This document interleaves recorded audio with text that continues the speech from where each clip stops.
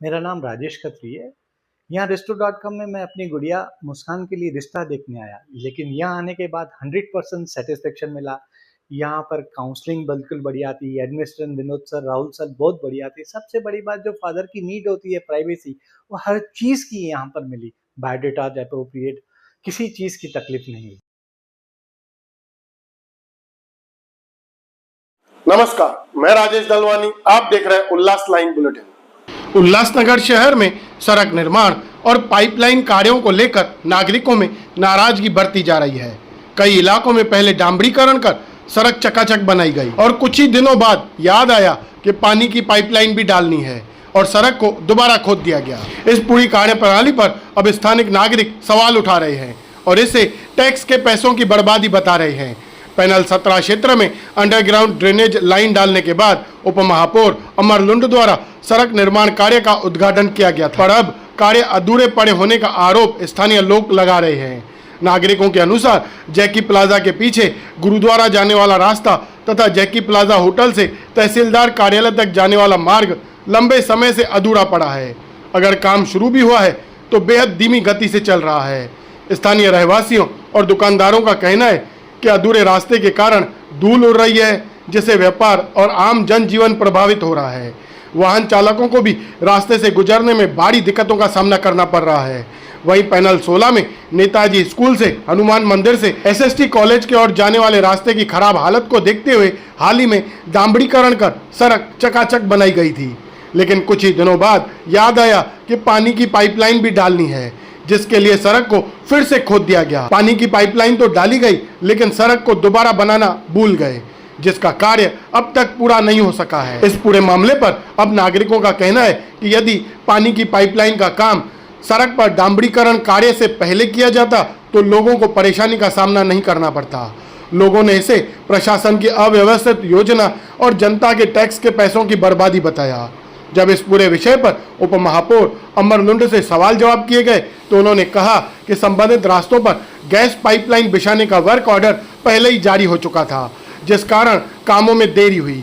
हालांकि उन्होंने भरोसा दिलाया कि मानसून से पहले सभी रास्तों का काम पूरा कर लिया जाएगा। उन्होंने प्रशासन पर भी निशाना साधते हुए कहा कि पिछले 4 वर्षों तक प्रशासनिक राज रहने के कारण अधिकारियों को काम में देरी करने की आदत पड़ चुकी है, लेकिन अब अधिकारियों से जवाबदेही के साथ काम कराया जा रहा है। डांबरीकरण सड़क खोदने के मुद्दे पर उन्होंने बताया कि संबंधित परिसर में 3 बड़े टावर बने हैं, जिनमें लगभग 350 फ्लैट हैं। शुरुआत में महापालिका अधिकारियों द्वारा पुराने पाइपलाइन से पानी कनेक्शन देने का निर्णय लिया गया था, लेकिन उन्होंने इसका विरोध किया क्योंकि इससे पूरे परिसर में पानी की समस्या बढ़ सकती थी। इसके बाद वहां नई पानी की पाइपलाइन डालने का निर्णय लिया गया। अब पाइपलाइन की टेस्टिंग पूरी होने के बाद सड़क का काम दोबारा किया जाएगा। साथ ही अमर लुंड ने शहर की पानी समस्या पर भी बड़ा दावा करते हुए कहा कि जल्द ही उल्लासनगर को अपना स्वतंत्र पानी सूत्र मिलने वाला है, जिस पर काम शुरू हो चुका है। उनका कहना है कि आने वाले कुछ ही महीनों में यह परियोजना पूरी होने के बाद शहर की पानी समस्या काफ़ी हद तक खत्म हो जाएगी। मैं आपको एक बात बताऊं, 17 पैनल में जो भी काम चालू किए गए वह सब बहुत जल्दी पूरे होने वाले हैं, मगर प्रॉब्लम क्या है, अचानक से ये भी एक जीआर आ गई थी कि गैस लाइन वालों को पूरे शहर में गैस लाइन बिछानी है। वह हमारे साथ बरोबर तालमेल मिलाकर काम नहीं कर रहे हैं। गैस लाइन वालों का एक तो गर्मी की वजह से लेबर की शॉर्टेज बता रहे हैं हमको। मैं लगातार उनको भी फॉलो अप करके उनसे कैसे भी काम ले रहा हूँ, और नगर पालिका के भी अधिकारियों से जो भी काम लेना चाहिए, बहुत ज़्यादा मेहनत करके उनसे काम लेना पड़ रहा है। क्या है, प्रशासक राज 4 साल था, 4 साल तक इनको आदत पड़ चुकी है डीला डाला काम करने की, मगर उनसे किसी भी तरीके से मैं काम ले रहा हूँ। फिलहाल सबसे ज़्यादा हमारे प्रभाग में ही, दोनों प्रभागों में ही काम चालू है और वह अपनी गति से क्लियर भी हो रहे हैं, मगर कहीं कहीं टेक्निकल एरर के कुछ कमी के कारण डिले हो रहा है कहीं पर। मगर मुझे लगता है कि हम लोग बारिश से पहले सब क्लियर कर देंगे। सर, आपने दोनों प्रभागों का नाम लिया, तो पैनल 16 में भी आपका जो हनुमान मंदिर से एसएसटी कॉलेज वाला रास्ता था, वहां पर भी आपने डांबरीकरण का उद्घाटन किया था, लेकिन ऐसा हुआ कि डांबरीकरण होने के बाद प्रशासन को या आपको याद आया कि वहां पे पानी की लाइन डालनी है, जिस वजह से फिर से खोदा गया। तो आखिर ये ऐसा क्यों हो रहा है, पहले क्यों नहीं याद आ रही है चीज़ें? बिल्कुल ऐसी बात नहीं है। मैं आपको बताऊं, यह किस्सा ऐसे है कि यहाँ पर 3 टावर आए हैं बड़े, और तीनों टावर्स के कंप्लीशन के आसपास में हैं जिनको पानी की लाइन की ज़रूरत है। उन्होंने अप्लाई किया कुछ दिन पहले, तो उनको डिपार्टमेंट के लोगों ने लाइन लेने के लिए, जो पुरानी लाइन्स हैं उसमें से ही लाइन लेने के लिए बोल दिया, जिसका मैंने विरोध किया कि मैं ऐसे करने नहीं दूंगा, क्योंकि ऑलरेडी पुरानी लाइंस में पानी की शॉर्टेज रहती है, और उसके अगर ऊपर और बड़ा बोझा डालेंगे, क्योंकि उन 3 टावर्स में करीब 350 के आसपास फ्लैट्स आने वाले हैं। तो मैंने उनसे बात करके जो बिल्डर्स हैं उनको ऑफिस में मंगवा कर मना करके, मगर एक समाधान निकालने के लिए मैंने डिपार्टमेंट के लोगों को बोला कि यह इनको नई लाइन निकाल के दी जाए। तो वह जो उसका प्रोसेस पूरा होने के बाद वह लाइन डालने का काम हो गया है, और जो कॉन्ट्रैक्टर है उसको जितना भी उन्होंने खोदा है उसको टेस्टिंग के बाद बनाने का भी उसके पास टेंडर में है, तो वह अभी हो जाएगा। तो अभी मानसून है, तो वो कब बन पाएगा? नहीं, अभी हो जाएगा, ये कुछ दिनों की बात है, कोई लंबा खींचने वाली बात नहीं है कॉन्ट्रैक्टर को, क्योंकि उनकी टेस्टिंग मुझे लगता है 2-3 दिन के अंदर ही होने वाली है, और टेस्टिंग होने के बाद इमीडिएट उनको जो भी जहाँ कंक्रीट है कंक्रीट, और जहाँ, क्योंकि इस रोड पर कुछ हिस्सा कंक्रीट का है और कुछ हिस्सा डांबर का है, तो जहाँ कंक्रीट करना है कंक्रीट करेंगे, जहाँ डांबर करना है डांबर करके वह खड्डे बंद करके दे देंगे। आपने पानी की लाइन की जिक्र किया, लगातार शहर में पानी की तकलीफें हैं, तो लोगों को आखिर पानी की किल्लत कब ख़त्म होगी लोगों की? उसके ऊपर भी पूरी मेहनत चालू है हमारी। देखिए, अभी करंट डेट में सिचुएशन क्या है, जो पंप है, पंपिंग हाउस में जो हमारे पंप हैं वह बहुत पुराने हो गए हैं। कमिश्नर मैडम के साथ बैठकर चर्चा करके उन पंप्स का ऑर्डर दे दिया गया है, क्योंकि पंप्स ये रेडीमेड मिलते नहीं हैं, क्योंकि बहुत रेयर केसेस में ऐसे पंप की ज़रूरत पड़ती है, तो उनका ऑर्डर भी दे दिया गया है, और बहुत जल्दी वो पंप रिप्लेस हो जाएंगे। तो प्रेशर की कमी के कारण जहाँ पर पानी नहीं पहुँच रहा है, तो मुझे लगता है वह समाप्त हो जाएगी।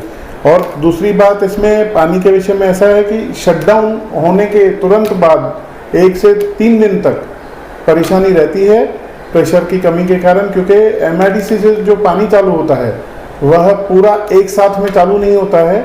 हमको एक एग्जाम्पल के तौर पर मैं बताता हूँ, हमको जो वहाँ से सप्लाई चालू होती है तो 2300 की स्पीड पर हमको वो फ्लो चाहिए, और यह लोग MIDC वाले लोग बहुत स्लो चालू करते हैं, क्योंकि पंप फुल सब चालू कर देंगे तो पाइप फटने का डर रहता है, तो वो फ्लो 1 से 2 दिन के बाद ही सेट होता है, उसके वजह से भी दिक्कत होती है।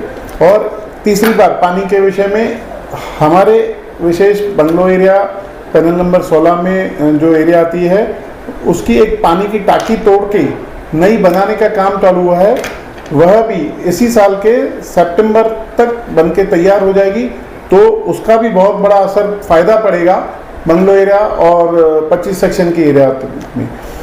अभी आइए, मानसून के बाद हम लोगों ने एक प्लान किया है, जो ओन वाटर सोर्स का प्लान है हमारा, तो वह भी टेंडर लगभग फाइनल स्टेज पे आ गया है। CM साहब की और हमारे DCM साहब की दोनों की मंजूरी के बाद मुझे लगता है इसी महीने के आसपास टेंडर का प्रोसेस चालू होगा। वाटर ओन सोर्स क्या है, मैं यह भी थोड़ा डिटेल में बताना भी चाहूँगा। हम लोगों के पास अपना सोर्स नहीं है पानी जमा करने का, और कोई प्लांट हमारा खुद का नहीं है। हम लोग MIDC से पानी परचेस करते हैं, और वो महंगा भी पड़ता है। अभी हम लोग जो रायता नदी है वहाँ से पानी खुद लेंगे और खुद प्यूरिफाई करेंगे, और खुद प्यूरिफाई करके पूरे शहर में सप्लाई करेंगे। इस तरीके से एक प्रोजेक्ट आया है हमारे बीच में, जो बहुत जल्दी चालू भी हो जाएगा, मगर ये पूरा होने में 1 से 1.5 साल लग जाएगा। जो हमारे पास 2016 से लेकर पानी की कटौती की गई थी, वह भी उस जो वाटर ऑन सोर्स का प्रोजेक्ट है वह कटौती भी खत्म हो जाएगी, तो उससे बहुत बड़ी समस्या पूरी होते हुए दिख रही है मुझे। अमर जी, आप बीजेपी के नेता हो तो आपसे एक सवाल जरूर जानना चाहेंगे कि हाल ही में प्रधानमंत्री नरेंद्र मोदी जी ने देशवासियों को एक संबोधन में ऐसे बोला था कि आप एक साल तक सोना न खरीदें, ऐसे कई सारी चीज़ें थी। तो इन सारी प्रतिक्रियाओं पर अमरलुंड क्या समझ रखते हैं, क्या बोलेंगे शहरवासियों को? राजेश जी, बहुत छोटा नेता हूं मैं इस शहर का। यह एक आर्थिक स्थिति को डिसीजन देखते हुए हमारे पंतप्रधान जी ने कोई स्टेटमेंट दी होगी। मुझे नहीं लगता कि मैं उनकी स्टेटमेंट के ऊपर कुछ मुझे बोलना चाहिए। यह बहुत ऊपर वाली लेवल की बात है। ब्यूरो रिपोर्ट, उल्लास लाइन बुलेटिन, उल्लासनगर। उल्लास लाइन बुलेटिन को सब्सक्राइब करें, बेल आइकॉन दबाएं और देखिए उल्लास लाइन बुलेटिन की न्यूज़ सबसे पहले आपके मोबाइल पर।